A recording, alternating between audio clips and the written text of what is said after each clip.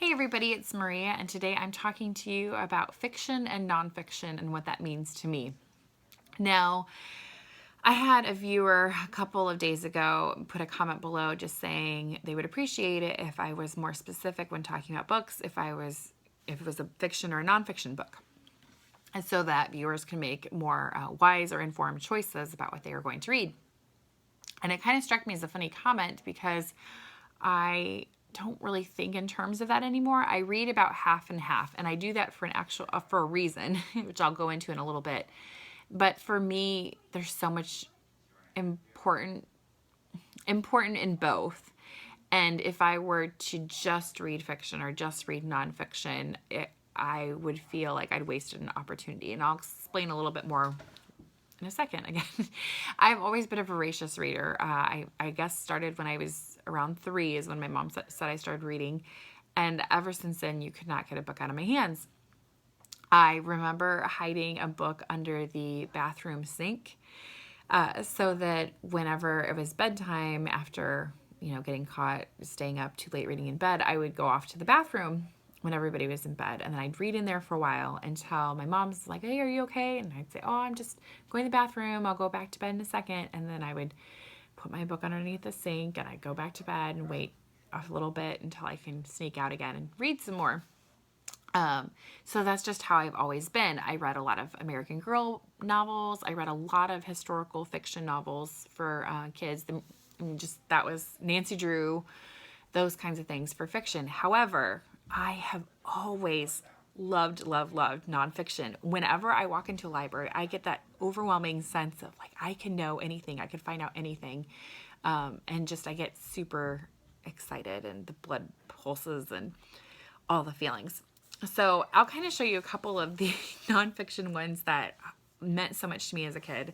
I had this series, which is the Linnea series, Linnea's Windowsill Garden, Eliot's Extraordinary Cookbook, Linnea's Almanac, and there's also Linnea in Monet's Garden by Christian Bjork. These are actually, I think, Swedish.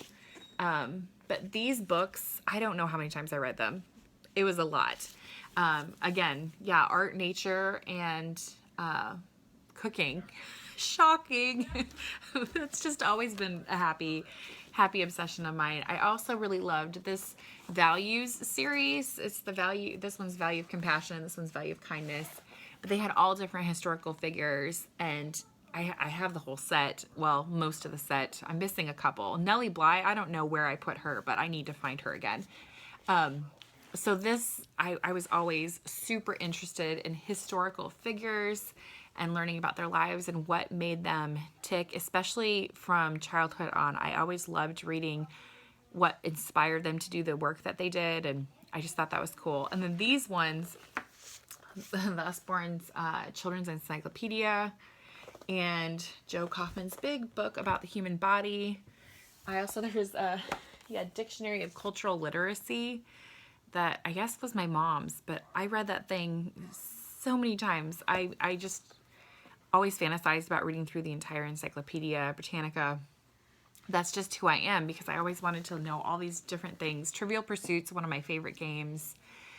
So nonfiction's always been a big part of my soul as well.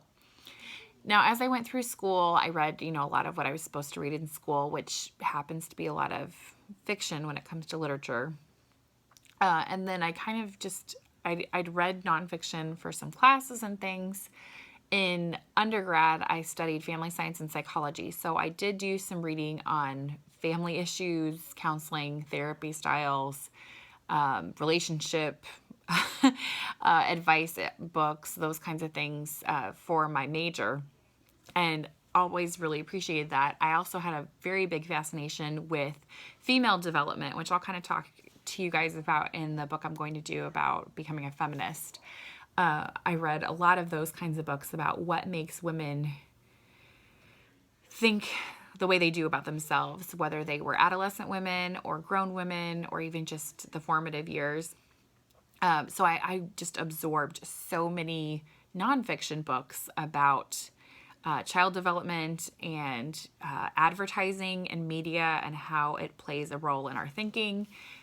Those kinds of things really fascinate me. I especially loved reading books written to marketers about how to market to people because I thought that was fascinating to read. And so I kind of put some of my fiction behind me for a really long time. I would say up until, I don't know, about 10 years ago, maybe 9 years ago. And I was listening to an interview, I want to say on NPR, because I love NPR and podcasts. And they were talking about how people who read fiction books are more empathetic than people who don't. And it kind of hit me in the gut a little bit. And I thought, oh my gosh, like that, I mean, it made sense. All the arguments made sense. But I thought, I have been ignoring that part of myself for a while. And while I do consider myself a pretty empathetic person, I started to realize that I was missing out imagining being in other people's shoes as much as I had when I was reading fiction. And so from that point on, I made it a point to read half and half, fiction and nonfiction. And now I don't even really track it so much. I mean, I might look every quarter just to say, hey, like, am I leaning one direction or the other direction? And I'm not a hard rule person at all, but I've chosen to intentionally read about half fiction and half nonfiction because I think both parts are so important. Fiction tells us truths that nonfiction doesn't sometimes, because we can step into other people's lives and brains and see what it's like to live in there. You also, I think, can get swept up in a story more than you can sometimes with nonfiction. That said, there are some great nonfiction books that I've not been able to put down that just keep making you turn the page because you want to know everything about the subject that you're reading about. So that is why I choose to read both nonfiction and fiction, and that's why I think it is so important. And for a person to choose just one makes me a little sad because I feel like you're missing out. So I'm not saying that particular viewer only does that. It made me think about all these things. So thank you for your comment because it spurred on all of the thoughts in my brain. I would love to know in the comments what your mashup is. Do you read primarily nonfiction or primarily fiction? Do you read half-half? Are you intentional about it? Do you wish you did things differently? Why do you do things the way you do about that? What are some great benefits of reading fiction or nonfiction or both? I would love to have that discussion in the comments. So yeah, that is my little book chat for the day. I will talk to you all later. Bye.